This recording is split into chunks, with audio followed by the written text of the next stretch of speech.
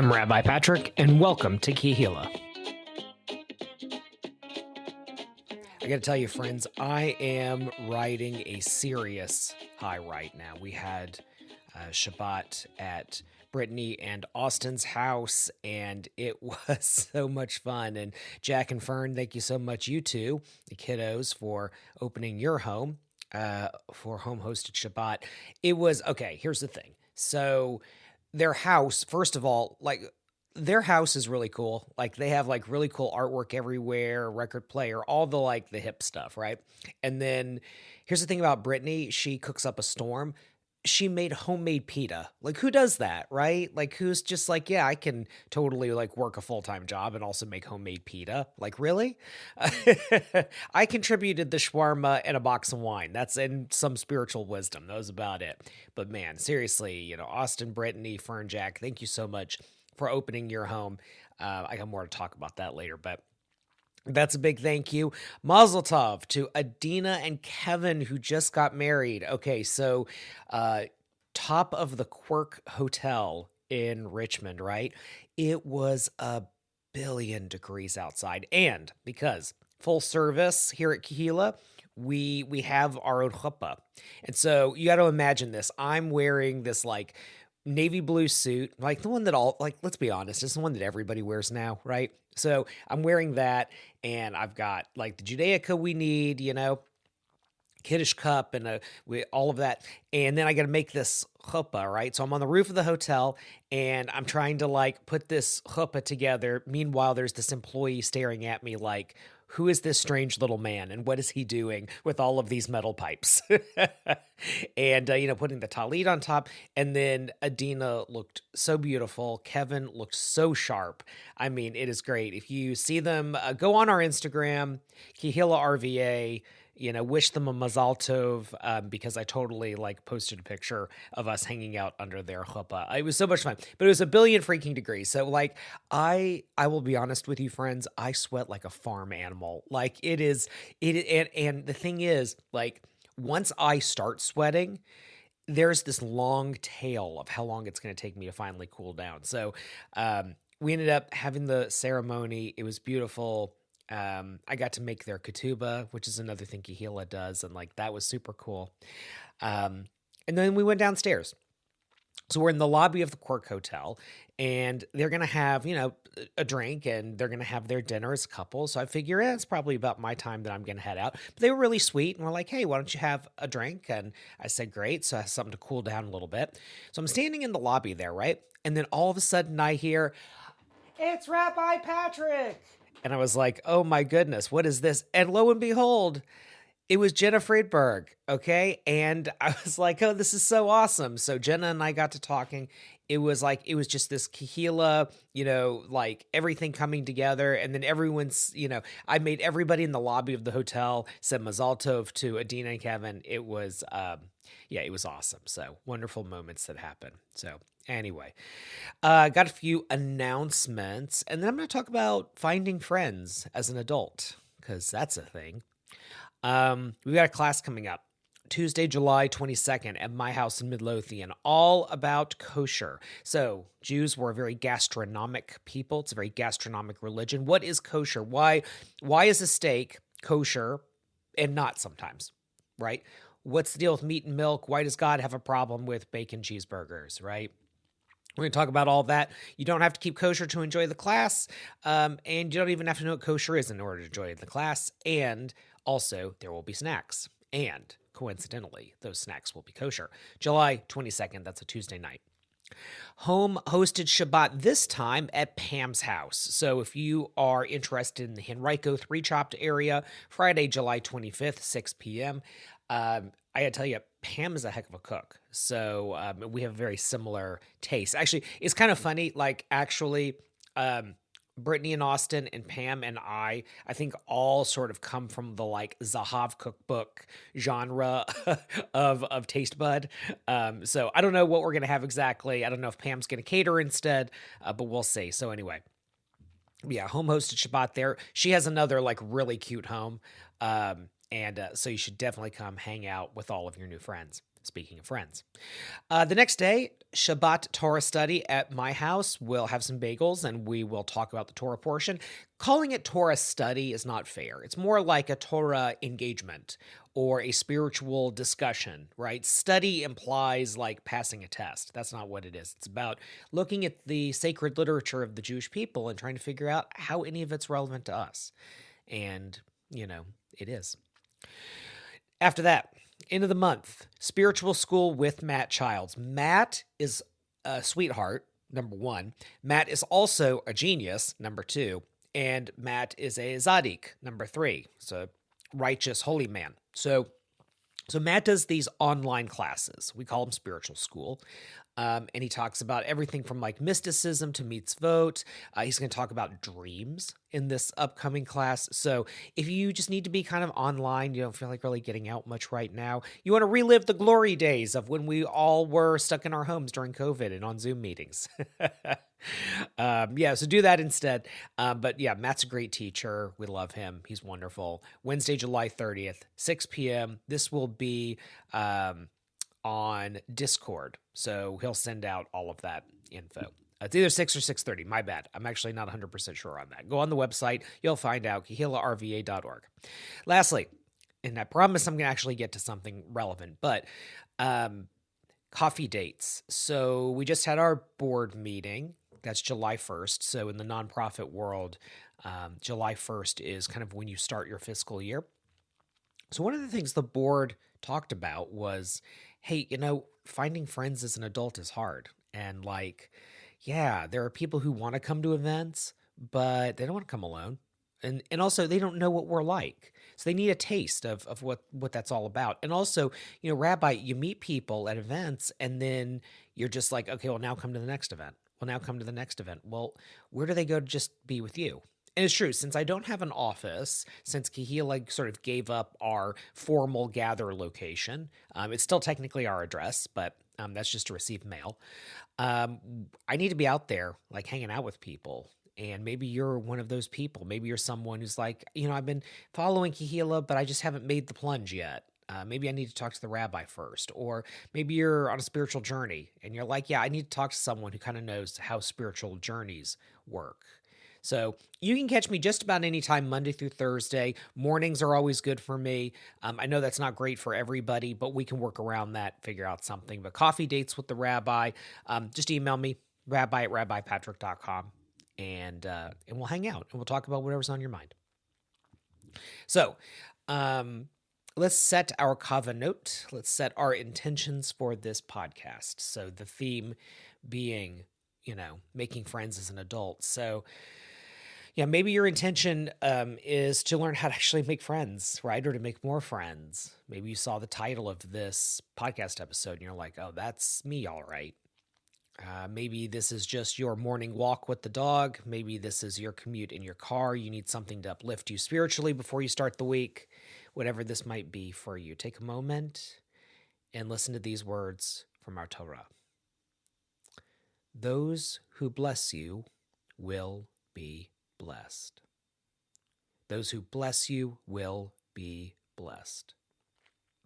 It's a short one this week. Let's acknowledge the challenge. Finding true, lasting friendships as an adult can feel impossible. We're busy, we're kind of wary about new people, our social circles seem kind of set, but friendship is one of Judaism's deepest values.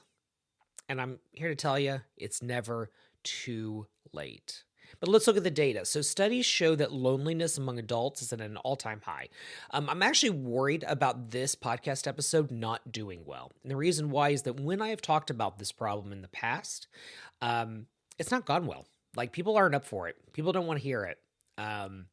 Anytime I've given a sermon that in any way touches on this issue, it's like fingers in the ears, la, la, la, la, la. But it's true. And, Rebbitzin says things like this to me all the time that, sometimes you kind of do have to tell people what they don't want to hear. Sometimes that is the job of the clergy. And so, that's kind of what I'm doing today, I guess. But Pew Research finds that nearly 30% of American adults report feeling lonely most or all of the time. Think about that. Most or all of the time, a third of the people that you will meet in your life feel lonely. And actually, that number is a lot higher for Gen Z. But even just 1 to 2 close, trusting friendships dramatically improves everything from like mental health, physical health, even longevity. So it's been found that, particularly with older adults, the more you're able to maintain even just a few friends, right? And we tend to, as we get older, sort of call back the number of friends we have, especially when we get into our sort of retirement age. But if you maintain those social circles, you actually live longer. It's the darndest thing. Just for perspective, you're listening to this, and you're likely on your own. Yeah, most people don't listen to podcasts as a group. So you're on your own, you're alone. Are you lonely? You have the tools to connect with billions of people around the world. If you're listening to this podcast, you have a device in front of you, in your pocket, in your car, that allows you to connect with every human being on Earth. You feel lonely? You have 1,000 Facebook friends. Do you feel lonely? You have followers, right? You're a celebrity practically. Do you feel lonely? Or are you overwhelmed with love? Or are you stuck by yourself? I hope you're not stuck by yourself. I hope you're not lonely. But if you are, or if this issue of societal loneliness matters to you, I think this podcast episode can help. So let's tie it in to a Torah portion. This is Balak, and actually this happens to be last week's Torah portion. So just for context, so Balak is the king of Moab, and he sees this growing group of people called the Israelites as a threat. It's a zero-sum way of viewing the world, right? He even brings in the elders of Midian, which is another region, another kingdom, to sort of conspire in this issue of how do we deal with these Israelites, right? This slave culture that is now making its way towards some other land, right? But are growing in numbers and amassing wealth. What do? That's a threat to the geopolitical order. Gee, what does that remind us of? All right, a little bit dark, but there you go. But it's a zero-sum way of viewing blessings, okay? So zero-sum is a shorthand way of saying dog eat dog, right? If you have something, I don't have something, right? It's a win-lose proposition. Non-zero-sum means everybody wins, right? Win-win situations. But for Balak, the idea that the Jewish people are growing and are blessed in some way by their God, that doesn't work for him. So he hires Balaam to curse us. Okay, so Balaam is a supernatural type of figure. He's a soothsayer. He's a magician, maybe is another word for him. And he is able to connect with the magic realm, and he's able to do blessings and curses, right? So Balaam is sent out. His job is to curse us, but instead, God, through a very long series of interventions, puts blessings into his voice instead of curses. And he uses this line: "Those who bless you will be blessed. Those who bless you will be blessed." And by the way, this is actually a line found in the Akedah, found in the binding of Isaac. This is one of the Abrahamic promises. And then the thing about it, though, is that, yes, it is a repeat, but then the editor, the writer, whatever term you want to use for this part of the Torah portion, and by the way, just for you sort of text nerds out there, the poetry of Balaam's words actually was probably its own genre of text, like the Balaam cycle, if you will, and it was sort of edited into the Torah in a particular way, and the redactor, the editor, kind of strung it together in different parts so that it became a story about us. Either way, those who bless you will be blessed. This is found in the book of Genesis. It's now being repeated here in the book of Numbers, but the editor for this section added something, and it's this line: "Those who curse you will be cursed." So it's not just "those who bless you will be blessed." We now add the antithesis: "Those who curse you will be cursed." So we can look at that for what it originally was. This is a way of talking about the Jewish people. Those who bless you will be blessed. Those who curse you will be cursed. This has played out in history, right? Not a lot of Amalekites in the world, right? We don't think much about the Egyptian pharaohs, right? Except in history books. Yeah, there seems to be a common thread here. But we can also look at this on an individual level, like us as individual people. True friends, I believe, are people who delight in your blessings, and vice versa, right? You are a true friend if you delight in the blessings of others. They don't see your success as taking something away from them. They see your joy almost as contagious, as part of theirs, and you need to be the same. So my question to you is, are you someone who hates it when others get the attention? Right? Do you see someone being talked to and you feel like you need to just kind of jump in, make it about you, right? Because if we're not talking about you, then you don't have really a place in this world and you're left out. Do you feel left out when someone else is doing well? Yeah, well, that's something you got to work on. Are you the kind of person that when you hear about someone doing well, you're like, oh, that's so awesome. I'm so glad for you. What an incredible thing. I offer, and no one speaks like this, but like I offer you every blessing in the world, right? Go have that adventure. Go start that new business. Have that beautiful wedding with this person that you really love, right? Are you that kind of person? Or are you the sort of Eeyore, woe is me, I'm the center of the universe, main character syndrome, right? How do you identify who a true friend is? Okay, so someone who delights in the blessings of others, someone who believes that blessing others enriches everyone, and someone who sees life as abundance and not as scarcity. So you have that friend who's going to move to take the new job. And of course, you're going to miss them big time, right? Do you start in with, well, but then you're going to be gone and we're never going to see you? Right? Or do you say like, oh, I guess you're giving up on your old buddies, huh? Guess like in some family systems, it's things like, well, guess you're going beyond your raising, aren't you? Right? Those kind of people, right? Or are you someone who says, oh, you're going to nail it. Oh, this is such a good opportunity for you. I can't wait to visit you in that cool new city or on the farm or whatever a person's doing, right? Right? You offer blessings to others. You see that others are doing well in something, and you share in that joy with them, and you offer blessings. You offer these kind words. You offer these prayers, whatever word you want to use, right? And it's like you somehow are wired towards this, right? You do not see their success as something that you lose, right? Even when it's something where superficially, maybe you're like, oh, that kind of stinks, right? Your neighbor who your kids play with, well, now they're going to move out of town, and you're like, oh, shoot, my child is such good friends with their kid. Oh, that's going to be a hard one, right? Sure, you can have those thoughts. But when you talk to them, you say, hey, this is so great. You've been wanting this for so long, right? That's the true friend, someone who absolutely delights in success. So, what's the opposite? The opposite is a frenemy. It's not actually an enemy. It's a frenemy. A frenemy is almost worse, right? Because with an enemy, you can keep them far away. Like if you know for certain that they're an enemy. A frenemy is worse because they're sort of just with you all the time, and you sort of feel like you have to manage them, right? They're part of this weird web that you're part of.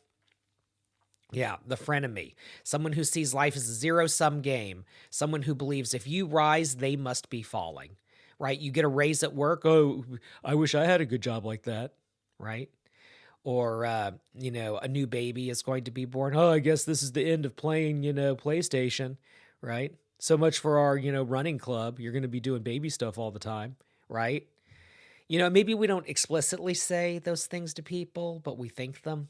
I'm sort of saying the quiet part out loud, but sometimes we do have those thoughts, right? We're in our minds and we're thinking about, oh, that stinks. I don't want that person to have that success, or it's a reflection on us, right? Like, oh, well, how come they were able to do it and not me? Yeah, that's not a true friend, right? A true friend is someone who delights in it. So going back to our buddy, King Balak. Balak chose to curse and diminish others. He saw the Israelites as a threat. Instead of seeing how they have been blessed by God through redemption from slavery in Egypt, he saw us as a challenge to his regional authority. He could have easily done what others had done in the past. You sort of align yourself with the Jewish people. Think of Yitro, right? Think of Moses' father-in-law, right? Who sort of has this weird sort of pseudo-conversion thing where he says, like, obviously God has blessed you, right? And he wants to be part of that. He wants to be the kind of person who blesses others and in return receives blessing.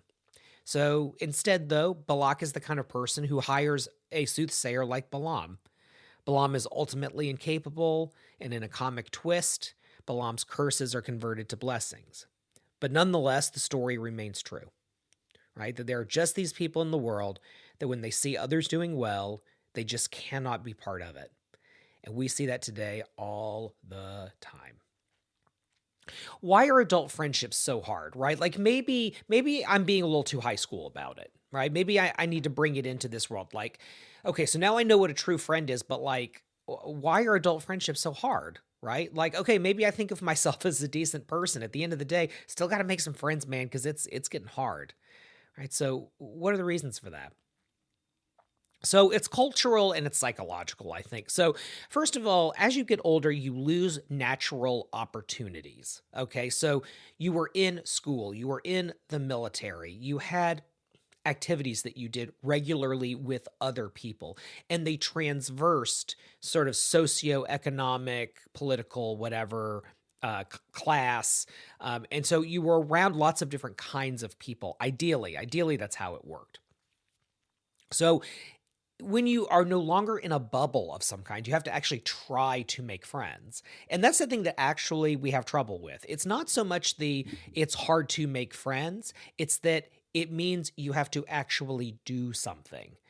And that's getting harder and harder for people, even though we actually have more free time than we've ever had in history. And of course, there's the things that happen to us that kind of lead us to maybe not work on making friends. Maybe we've been burned in the past.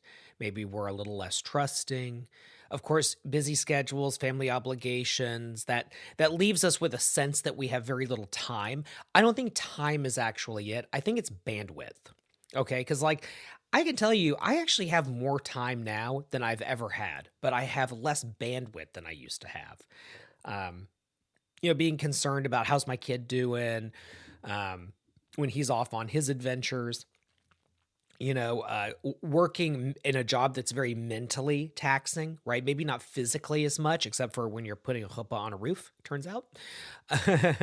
But, still it's like mentally taxing. So then the idea of like, let's get together with other people and have conversations and whatever, it's like your brain only has so much space and you've run out of it if you work in the sort of intellectual economy. And now with AI, we're being asked to work faster and faster and faster and more productive. And so it leaves our brains challenged. And so at the end of the day, we don't want to have to engage on a mental level with others.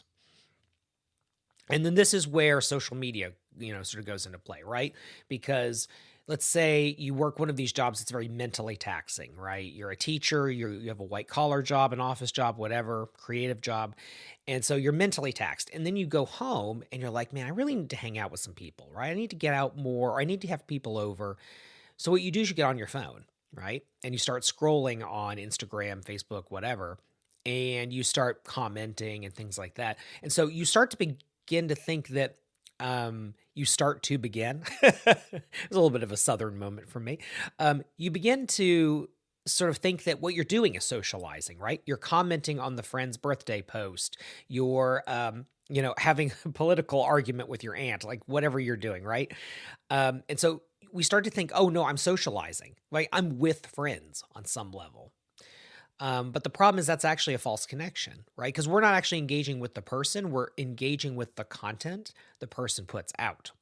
And then on top of that, in order to have the privilege to, comment on the photo of someone's burrito that they had on vacation, we have to look at a bunch of ads, right? We have to look at a bunch of news that terrify us.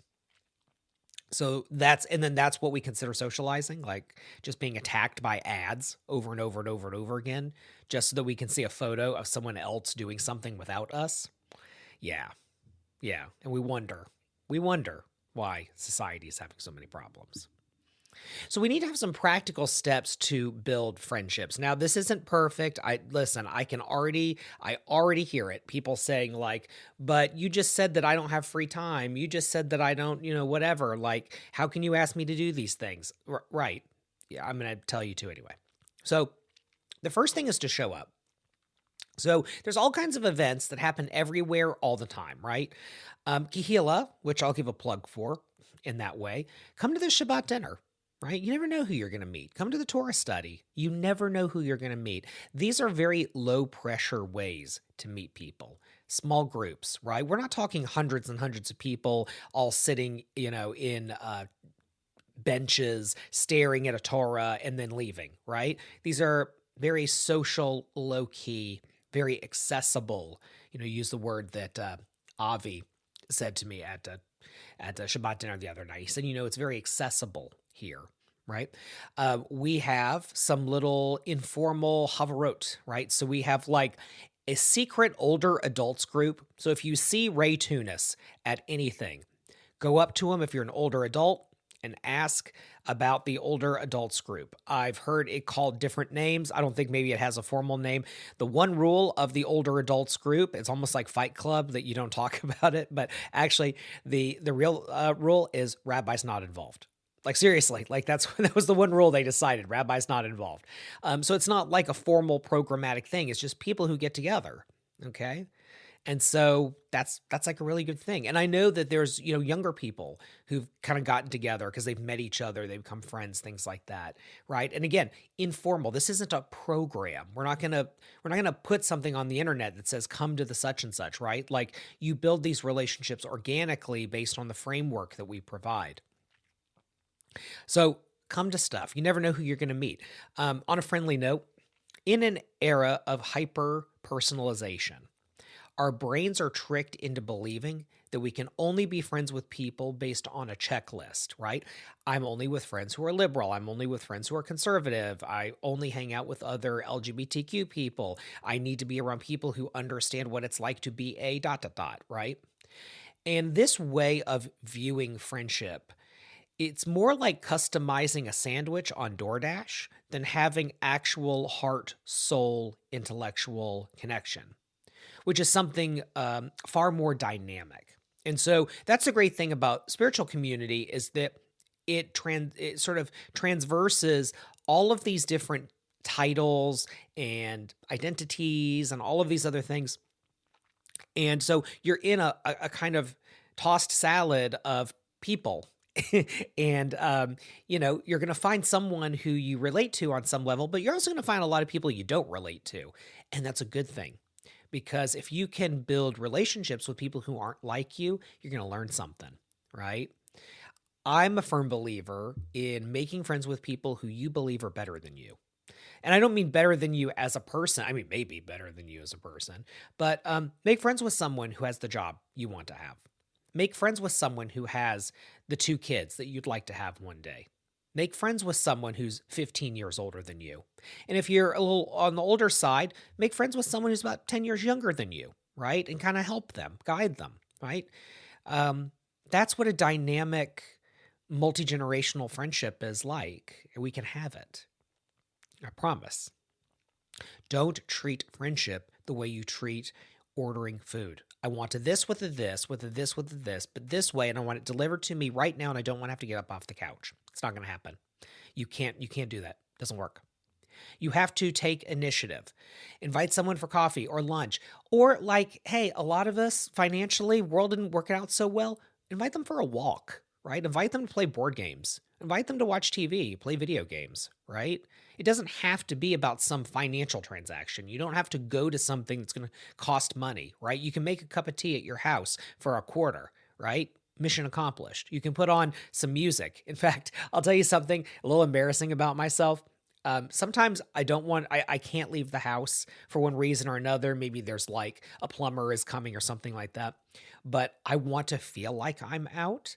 And I learned this trick during COVID.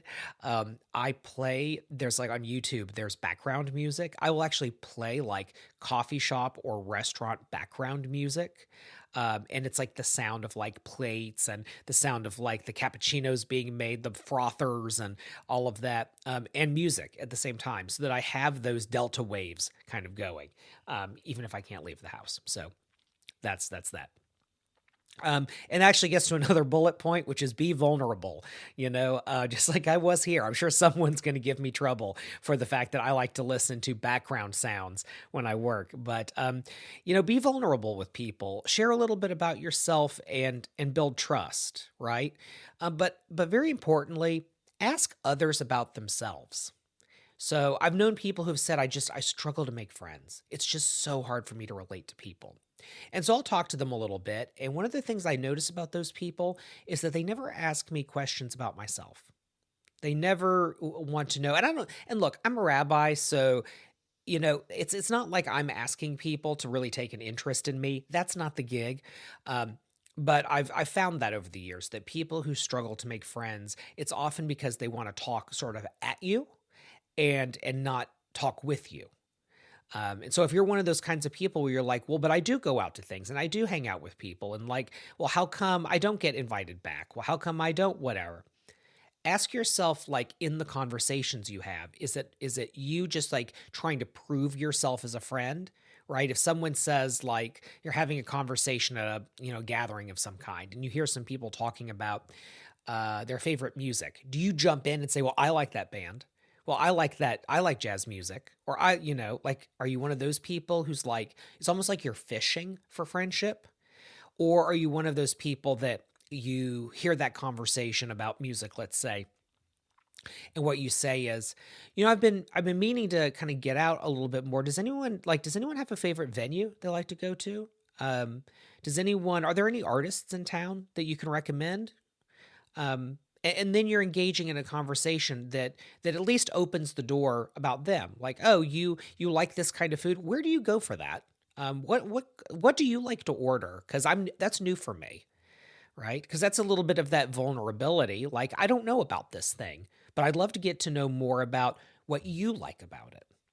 There are people who want to talk to me about things that, frankly, I have no interest in, but I'm infinitely fascinated by why they are interested in that. What made you decide to do that as a profession? What is it about that country that you like to visit so much, right? Why do you have that particular belief? I love getting to know why people are interested in things. And I found that that's an amazing way to build friendship. Now, that doesn't mean that every person you talk to is going to become your best friend and that they're going to become the kind of friend that I'm talking about here, someone who delights in your success where you can delight in theirs. But it's a start. Look for those who celebrate your blessings. Ultimately, that helps a lot. But do the same for them. Be vulnerable, but then invite vulnerability. Take initiative. Doesn't have to be fancy stuff. And at the end of the day, Kehillah is here for you. Show up to some things. Who knows what you'll meet? Who knows? As a closing reflection here, I said earlier that this line, this Abrahamic promise, right? Those who bless you will be blessed, right? That's found in Genesis. It's found here in Numbers, but with the addition of those who curse you will be cursed. This is sort of external to us, right? Those who, meaning the outside, okay? Those who bless you will be blessed. That's other people. Deuteronomy, though, does something very cool. It actually turns it in on us. And it says this, I have set before you life and blessing, death and curses. I have set before you life and blessing, death and curses. So you can see that whole blessings thing, right? And the sort of consequences of blessing. So now that's about us. That's God showing us that, laying it out on the table. Okay, I have set before you life and blessing, death and curses. And then the next line is choose life. Choose life. We all have a choice to live in blessing, lifting up others, delighting in their joy, right? And to receive blessing through them because of the great things that are going on in their life. Or we can live in curses. We can see everyone as a competition for time, talent, treasure, energy, and you end up cutting yourself off, right? Or you make friends with people who it's all superficial that way, right? There's no real abundance. There's no real joy. I would like to encourage you to choose life, to choose blessing, to be a friend who delights in the joys and blessings of others, and to find friends who do the same for you. And hopefully, Kehillah can be a start of that.